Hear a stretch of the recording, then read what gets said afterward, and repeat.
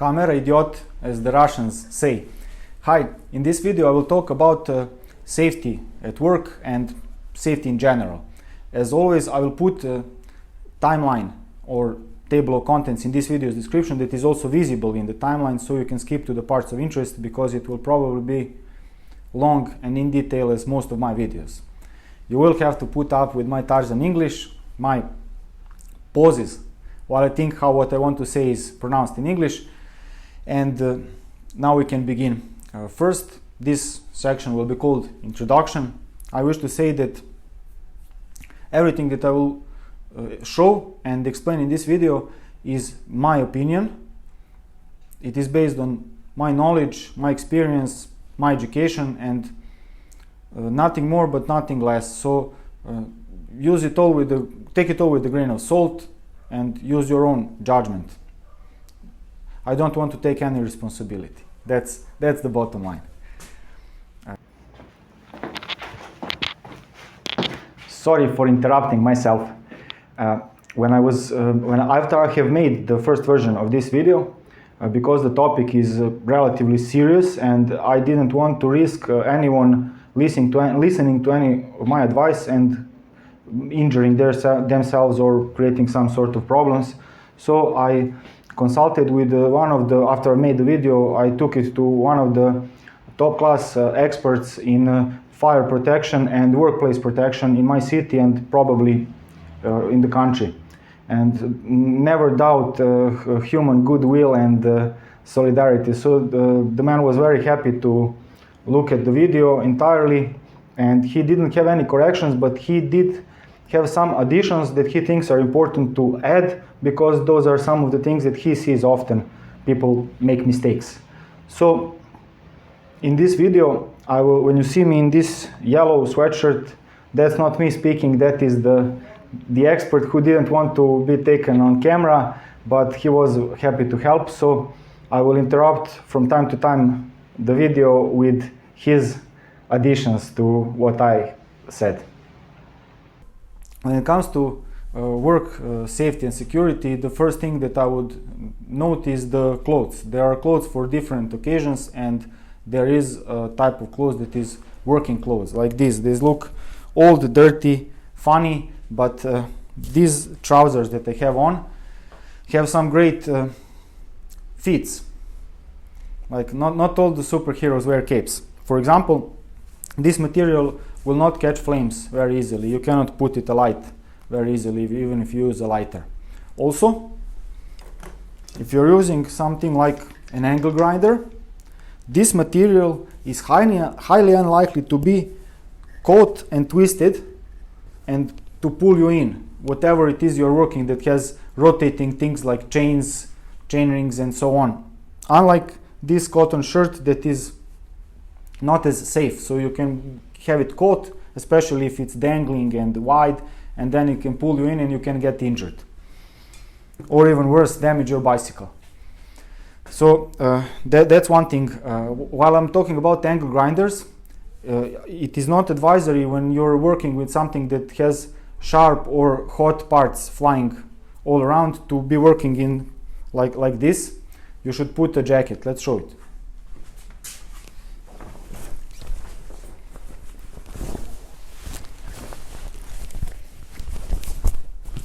Okay, you get the idea. You can zip this up, close the pocket so nothing gets stuck inside and keep burning, and your arms are also protected as well as your upper.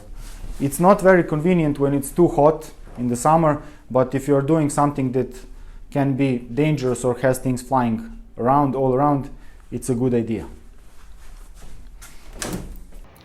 When it comes to clothes not being fire resistant, the most common practical problem is that some hot part burns through. It doesn't put the clothes on fire, but it burns through clothes and then burns the person. So that's the main reason why the clothes are better to be fire resistant.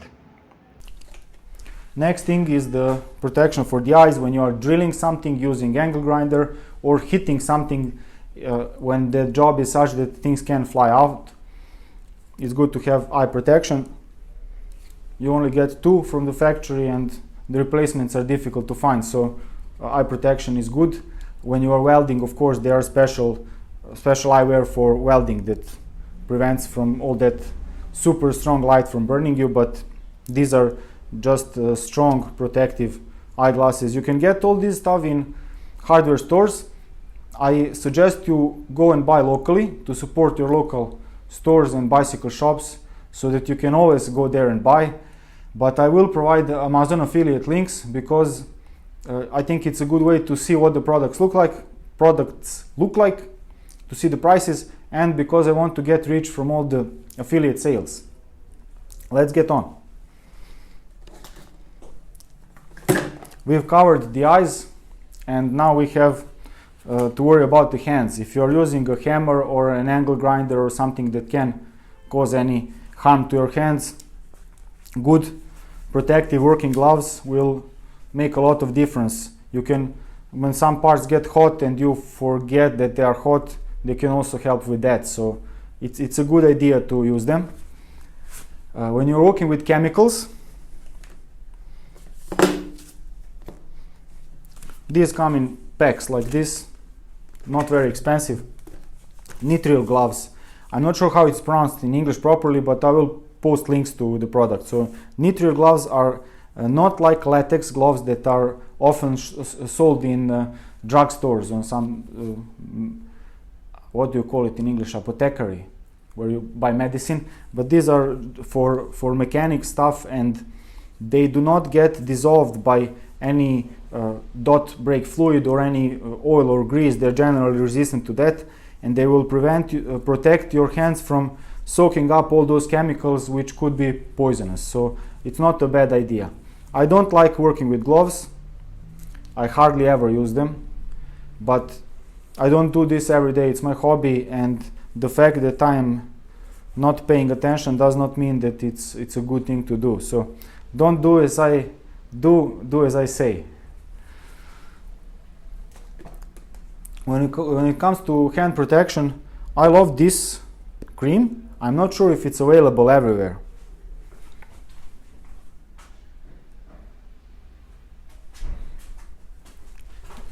Costs an arm and a leg about $3 to $4 for this small package, like 100 milliliters. But this makes my hands not become dry and cracked, and it prevents even grease and things when I work from getting deep inside, and I can more easily wash my hands and clean them afterwards if I put this before I start working, and I put it also afterwards to have nice and smooth skin. Yeah.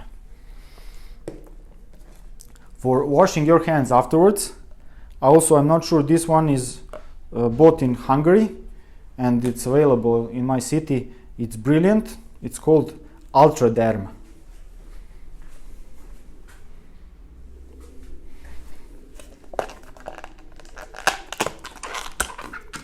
It's got some like sort of gel preventing it from getting dried out. So this is used for washing your hands and cleaning them. It does a brilliant job, and I've never had any sort of skin irritation or anything while they clean everything very quickly and easily without rubbing or anything. It's nice, gentle. I get 10% of every one sold.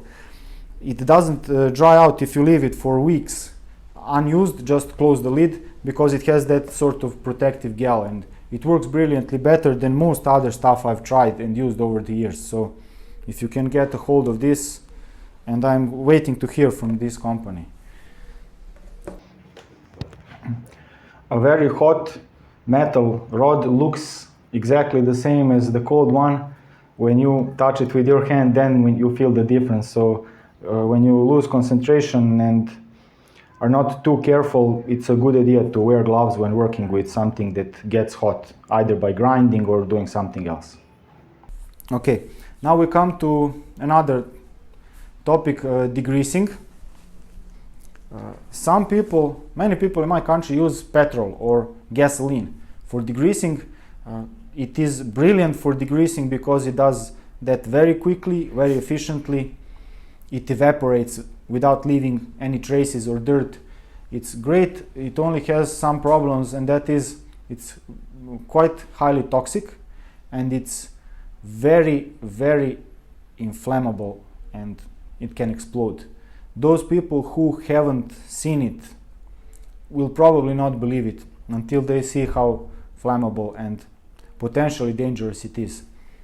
That is the main reason why I would not recommend using petrol for degreasing, even in the outside if you're working. Diesel or kerosene, I'm not sure diesel. For diesel I'm certain that's what I'm using. I'm not sure what it's called everywhere around the world. Or odorless mineral spirits are a great alternative. They do a very good job when cleaning and degreasing. Not as good as petrol, but very, very good. And they are, like, let's say about 1,000 times less dangerous and less inflammable. Of course, you should always use it in a well ventilated area, away from any sorts of heat, open flame, especially sparks or anything. If you're doing some grinding or welding, make sure this is far away, preferably in a metal box, so that any spark cannot get in and start a carnival. Important consideration when it comes to inflammable materials, either petrol, which should be avoided, or diesel or mineral spirits. The thing that sets things on fire is the air concentration of the vapors of those materials. So that is why I said that it's important to have a well ventilated space, because ventilation prevents that saturation from becoming big enough for things to go off on fire. So it is important to have good ventilation when you're working with inflammable materials. Petrol is highly inflammable, while diesel and mineral spirits are still there. They are not highly, but they're still inflammable materials and should be treated with caution. Same goes for painting something. If you're using oil paint thinner, oil paint thinner, sorry about my English. So those are some things to pay attention to. Just in case, it's a good idea to have some sort of fire extinguisher. The fire extinguisher should be such that it can extinguish burning oil, which can happen in a workshop. Water, for those who don't know, if you have a burning oil or something like that, do not put any water to try, it will make it a lot worse. Some sand, like a bucket of sand near the entrance or exit of your workshop is a good idea, and something like this. When you're buying something like this, it's a good idea to make sure that you know how it is used, because some have like you need to pump it up before it starts working, or you need to remove some safety pin or something. Make sure that you are capable of doing that quickly without too much thinking, because you don't want to be reading the user manual when everything is going on, when you really need it, when you have a fire going. I cannot stress this enough. Make sure that you know what to do and how to do exactly, that you've done it, because when the fire starts, you become twice as stupid when emergencies arise, in my experience and opinion. So, okay, now we've covered the basics, and while I'm at it, I will talk a bit more about the working space. What I mean by that is your working area. Firstly, I'm not sure if this can be caught on camera, but this is not how to do it. Your work area should be clean and not piled up like this, so that you can get what you need easily and you don't tip things over or damage or injure yourself or damage what you're working at. This section is good. Here I have the tools I most often use, very often use, and they're at hand and nicely packed, but this should be clean when you're working. Related to the working area, light. You need good light when you're working. If you have poor lighting, your eyes will become tired, and that will happen before you notice and realize it. It will affect your concentration. Your concentration will drop, and also it will affect your coordination and make you do mistakes, damage something, or injure yourself. I will explain that further at the cost of making this even longer and more tedious to watch. Here, not sure if you can see my finger in the camera. I'm looking at the camera now. My finger is very blurry. I know it's there, but it's blurry. I can easily, within split second, zoom it and see it visibly clearly. Okay? When you're working on something, your eyesight, when it's rested and when you haven't got any eye strain from poor lighting, will do that very quickly without you even thinking and realizing it. So as you look at some area, you will see the parts that are needed and everything will be clear. But once your eyesight gets strained, that will not work and you will get a wrong picture and make a mistake. So you need to have good lighting, and it's also very important to not have any strong shadows, because that's another extreme. You can have a light that is too strong only in one source, and then when you're facing the light, your eyes will start I'm not sure what the black dot in the middle of the eye is called, but it will shrink, letting less light inside to compensate for a huge amount of light. So everything will become darker, and if you put your hand over something you're doing, creating a shadow, it will be almost completely black and you won't be able to see what you're doing. So having a light that's too strong, especially if it's only from one source, is also bad. And the way I've experimented is I used stronger and stronger light bulbs until I figure out, okay, this is too much. Then I dialed it a notch back and got it right. I'm not an expert, but a bit of trial and error got me there. So have the light that is diffused, bouncing off walls, not directly, and from several sources, so that you can easily see what you're working at, without creating any shadows for yourself to prevent you from seeing what you're doing. The light of choice for me, I use LED lights. Here, 4000 Kelvin is the color of this light. The old style light bulbs that have that wolfram, I think it's tungsten or whatever, rod that gets burning hot from electricity, they have about 2700 Kelvin, and that light is like yellow. It's nice, warm, but it will not let you see the details very clearly. Having this like 4000 Kelvin is a bit closer to white, closer to daylight, and you can more easily see any details. Even better for seeing details is 5 and 6000 Kelvin lights, but for me that's a bit light that is very cold, and the whole atmosphere of my working space when I experimented with that light was like in a hospital, like those neon lights, and I didn't enjoy it. So the way around that is that I have a small like magnifying glass that has 5 or 6000 K light on it, for when I need to really see some small details, which is not very often. 99.99% of the time, this 4000 K lights, the way I have it set up in my shop, is good enough, and that's at least my experience. If you're using neon lights, it is good to have them installed on two separate phases, so not have just one neon light or several on the same phase, because they do blink in a certain frequency. I think it's about 50 Hertz for Europe, and that's not visible to the naked eye, but they create a strobe effect. So if something is turning around, rotating very quickly, and it gets synced with that frequency, you might not see it rotating at all. You might see it as it is stationary or moving slowly backwards or slowly forwards. But you will have that illusion, so you might damage yourself, injure yourself for not realizing that something is rotating very fast. So neon lights use at least two different phases when you're installing your electricity and connecting the lights. So have at least two, or use some other kind of light.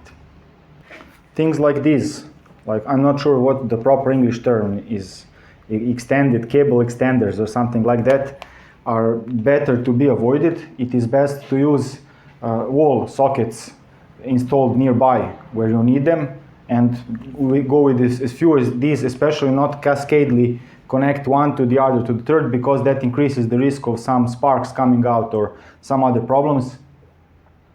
Sorry. Also, when you are installing electricity, it's best to not have your cables near the ground or on the floor, because that makes them more likely to become mechanically damaged, and the insulation to become damaged, so that some problems can occur from that, either from sparks or electric shock or similar.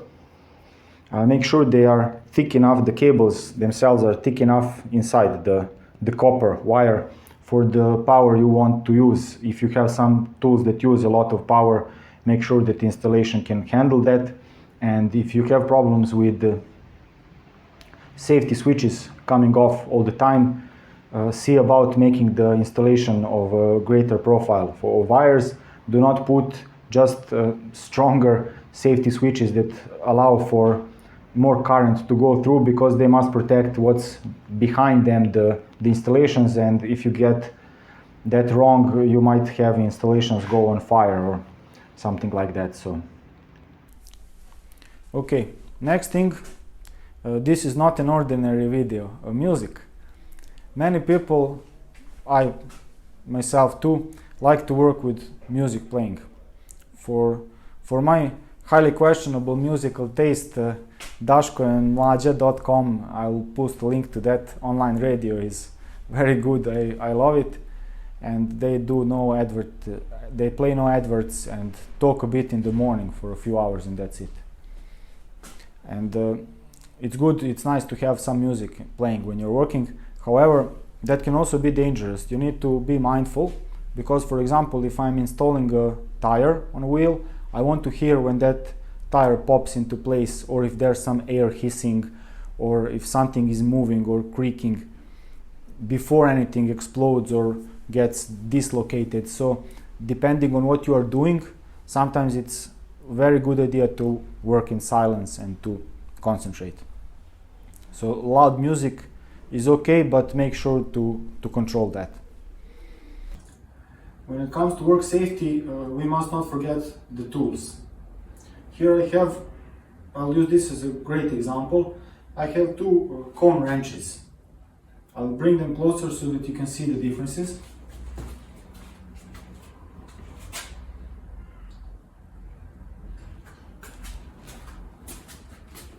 This one has a lot shorter handle, and on the other end it has another cone wrench. This side is 15 millimeter and the other side is 16 millimeter. It's supposed to be very cheap and practical, so you buy only one and have two sizes. Great, yes. While this one is only one size. However, when you look at this one, it has a nice long handle that has a rubber plastic grip, so you can hold it more easily in your hand. It's more convenient, and it's less likely to slip or hurt you or damage something on the bicycle, compared to this one that has for you this to hold. Yeah. So if you are trying to loosen a very stuck cone lock nut, or very stuck lock nut and holding a cone with one of these tools, which one do you think is more likely to cause some sort of complication or problem? So good quality tools that are fitting nicely, machined to good tolerances, and that are also ergonomical and safe are usually expensive. But in my opinion and experience, poor quality tools are the most expensive. They are usually cheap, the poor quality ones, but they end up costing you a lot more in time, hassle, getting upset when you mess something up, and damaging something, and so on. So they are not worth it, and I like to say that whenever you buy a poor quality tool, you have to buy it twice, because it will not do the job properly. You will have to finally go and buy a good quality tool. When I'm buying tools, I always look for the cheapest one that is of an acceptable quality. So I try not to spend more than I have to, but I also try not to save a few pennies and then cause myself a lot more worry in the long run. So good quality tools are also important for safety of both you and whatever it is you are working on. Now, when it comes to working on a bicycle, it's the best to have a good, strong, stable working stance, so you can hold the bicycle securely in place and do whatever you need to do on it. However, many people who do their wrenching at home don't have bicycle stands, and are they really necessary? In my opinion and experience, no. I worked for over a decade without any kind of bicycle stand. However, if you are working without a stand, you must find a wall that you don't mind scratching, and it's highly preferable if you don't mind scratching your bicycle, because if you lean it against the wall, it will inevitably happen sooner or later. Also, you must account for that bicycle moving and perhaps even falling down, tipping over and so on, even when it's leaned on the wall, believe me. So make sure to not have any tools or anything else that can be damaged or damage bicycle or hurt you when that happens. Make sure you have a clean room and space to move out if you cannot catch the bicycle and prevent it from falling so it doesn't hurt you. And many people, myself included, like to turn bicycles upside down when they are working on them without a stand, like putting them on the bars and on the saddle.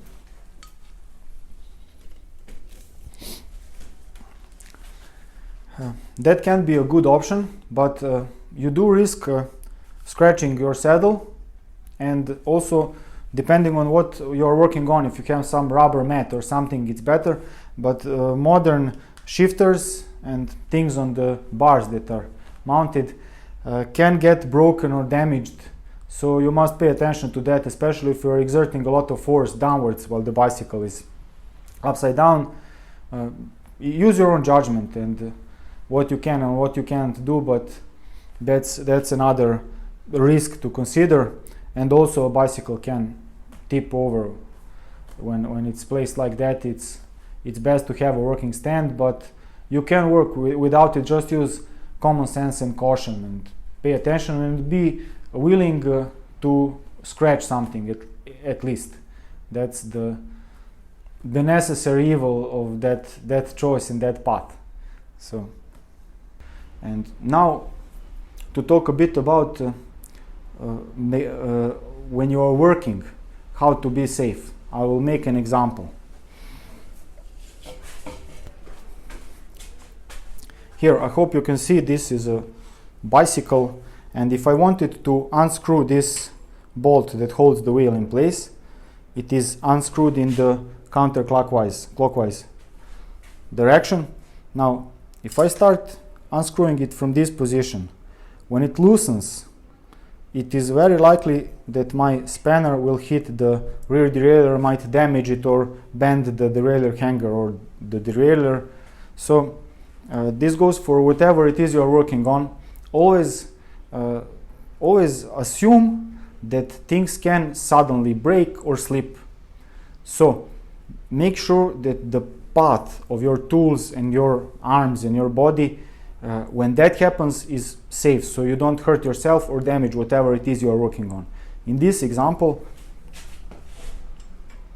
this is how I would try to unscrew this. I'm trying not to block the camera, but I would hold it and turn it from this direction or this, because in case it gets loosened very quickly, abruptly, after needing to put much force, it will not damage anything. So always consider that option. The same goes for your stance when you are working. If you lean into something and put enough force, like when I'm drilling a hole and I need to push a bit on the drill, I don't do it like this, because if it suddenly goes through, I will lose my balance and might break the drill or damage whatever it is I'm working on. I always try to get in low so that I can put a lot of force, but in case it suddenly snaps, I can hold my balance. So that's the basic.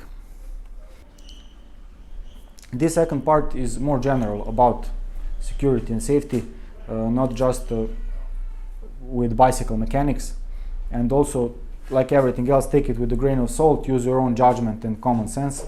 I think it's not a very good idea to have a door at your back when you're working. If your garage or workshop is such that anyone can walk in from the street, it's best to have you facing whoever comes in. Also, I think that for people who work in shops that can have people come in from the street and so on, neighborhood is very important. It's a good idea to spread unfounded optimism and say hi to your neighbors and be good and normal, because even if your neighbors like to come into your shop and interrupt whatever it is you're doing, say hi and see what's up, or when your door is closed but they see the lights or hear something, they knock on the door and come in, which often happens when I'm recording my videos. I think that's brilliant, because those people will also do that when it is not you in the shop, and they might call the police or be very helpful in that matter. So that's not strictly related to bicycle mechanics, but goes in general. Also, mobile phones are a good idea, and letting the people know where you're going and when you will be back, and also calling them if anything comes up so you are late, or having them call you and be very mad at you for not having called them. That's all a very good idea and very good practice that can help a lot. And another thing that I want to discuss is the alarm systems and security systems. I already wrote an article about how to choose a good, safe bicycle lock. And that bicycle, those locks that work with bicycles, the principle is the same for having locks of your garage and so on. About alarm systems that are not of good quality, they are usually cheap, will do two things. They will not go off when they are needed to go off, and they will go off when nothing is happening. And so that's like that story about the boy who cried wolf. Like, if I have in my neighborhood some sort of storage that has some sort of an alarm that goes off every 5th night with no reason at all. So if anyone broke in there, I would not call the police, because it's probably another false alarm. So that's why it's important to have good, high quality, well and properly installed. I can recommend and have had good experience with Paradox security systems. They are not very cheap, but they work reliably. No false alarms, and they work when they should. If you're calling any kind of emergency service, be calm, let them know and explain clearly where you are and what is going on and what is the problem. The rest is up to them. Well, I hope I've covered everything and haven't missed anything out. If I have, I'll use the video description to add more links and more text, and if you have any questions, use the comment section below. I try to answer when I find the time, and that's it. Hope you've enjoyed this video. Thank you for watching, and cheers.